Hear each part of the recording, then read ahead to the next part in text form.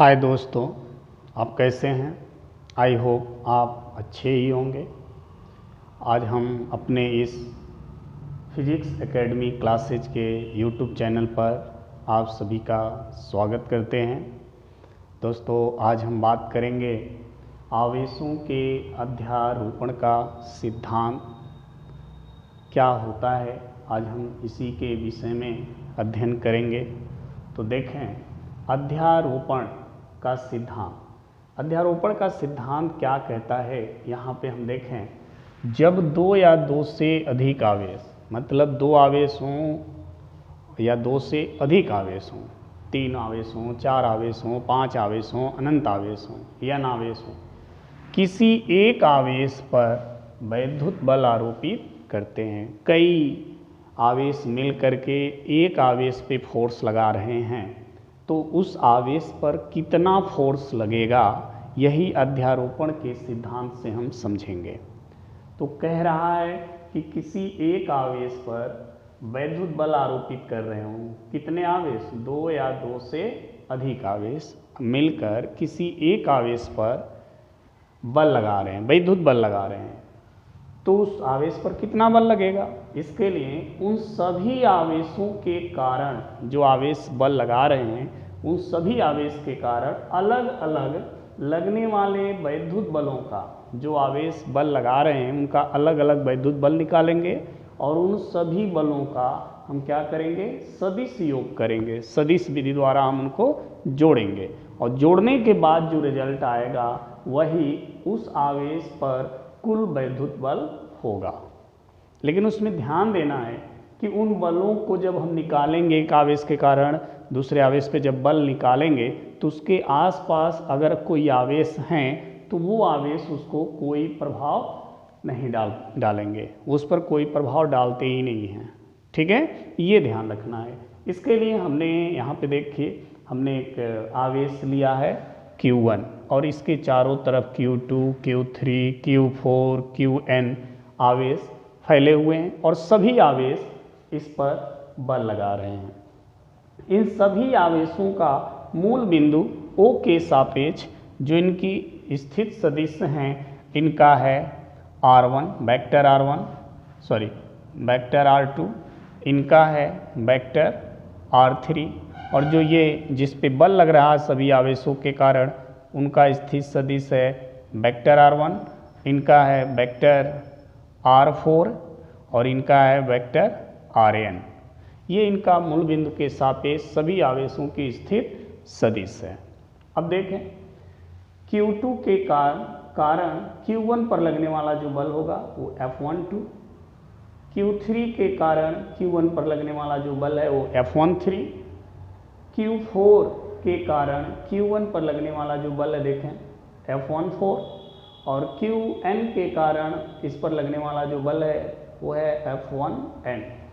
इन सभी बलों का हम अलग अलग मान निकालेंगे और फिर सदिश योग के द्वारा हम इनको जोड़ेंगे। तो देखें, यहाँ पर कूलाम के सदिश विधि द्वारा Q1 पर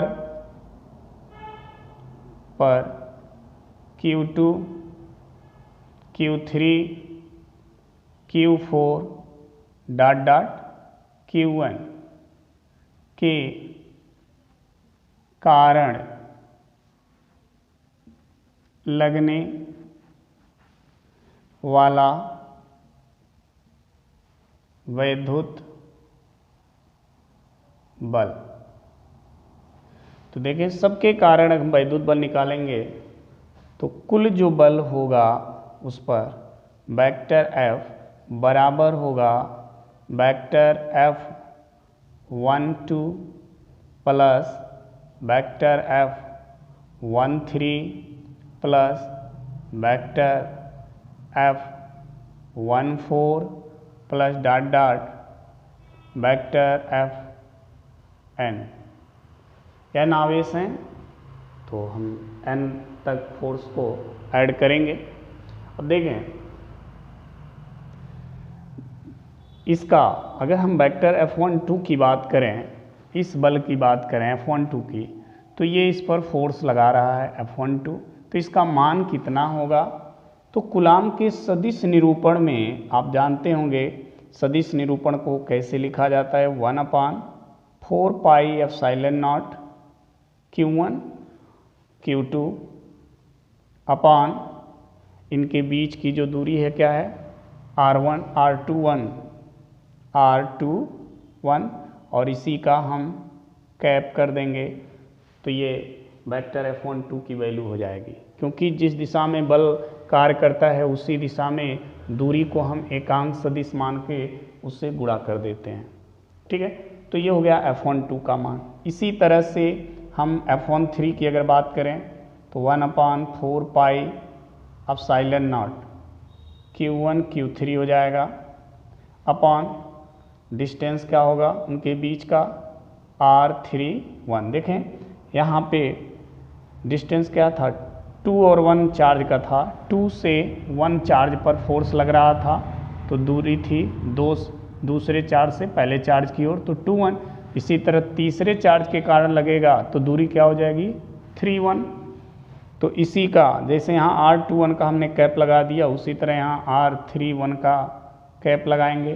प्लस अब F14 की अगर हम बात करेंगे तो इसका भी इसी तरह होगा 4 pi epsilon not Q1 Q4 बटे R41 इंटू R41 का कैप प्लस डॉट डॉट। अब हम इसकी बात करेंगे तो इसका क्या होगा, देखें इसका भी उसी तरह हम लिखेंगे 1n अपॉन RN1 का स्क्वायर इंटू RN1 का कैप। ठीक है, तो इस तरह से हम इनका सदिश योग करेंगे। ध्यान देना यहाँ 4 देखें 1 2 है तो नीचे डिस्टेंस क्या 2 से 1, फिर उसी का कैप, फिर 1 3 है तो 3 1, फिर 3 1 का कैप, फिर 1 4 है तो 4 1। मतलब जो चार्ज ऊपर लिखा गया है उसी नंबर को उल्टा करके नीचे लिखा गया है, उसी का कैप होता जा रहा है। देखिए ठीक है, अब इन सब में कॉमन पॉइंट कुछ दिख रहा है। कॉमन क्या दिख रहा है, ध्यान देना 1/4 पाई एप्सिलॉन नॉट, तो 1/4 पाई एप्सिलॉन नॉट को हमने कॉमन ले लिया, बाकी सबको सिग्मा चिन्ह के साथ हम ऐड करेंगे। तो ऊपर देखें क्या बचा Q1 Q2 अपॉन ये R21 इंटू R21 कैप। अब ध्यान यहाँ देना ये कॉमन है सब में, हमने इसको बाहर कर दिया। यहाँ पर ये वैल्यू जो बचा है चार्ज और दूरी और एकांक सदिश का वो हमने यहाँ लिखा है। अब इसमें देखिए मान किसका बदल रहा, देखिए Q1 सब में है, Q1 सब में है तो Q1 सेम रहेगा, बट ये जो वैल्यू है Q की ये वैल्यू बदल रही है, 2 है 3 है 4 है फिर nth है, तो जो चेंज होती है उसको हम लिख देते हैं I। फिर इसी तरह नीचे देखिए, नीचे जो दूरी है 2 है फिर 3 है फिर 4 है फिर n है, और दूसरा जो नंबर है वो फिक्स है। तो इसका मतलब पहला वैल्यू हमें चेंज करने के लिए उसको हम क्या लिखेंगे I। ठीक है, और यहाँ पे देखें जब यहाँ 2 चेंज हो गया तो यहाँ भी क्या हो जाएगा I। ठीक है, तो ये जो है कुल वैद्युत बल निकल के आ जाता है Q1 चार्ज पर Q2 के कारण, ये उसका फॉर्मूला हो जाएगा। ठीक है, अब इसमें दूरी वैल्यू जो बदली है वो कहाँ से कहाँ तक, I से लेकर के I = 1 से लेकर के I = कहाँ तक n तक, सॉरी ये I = n, मतलब I का मान 1 से लेकर के n तक चलेगा।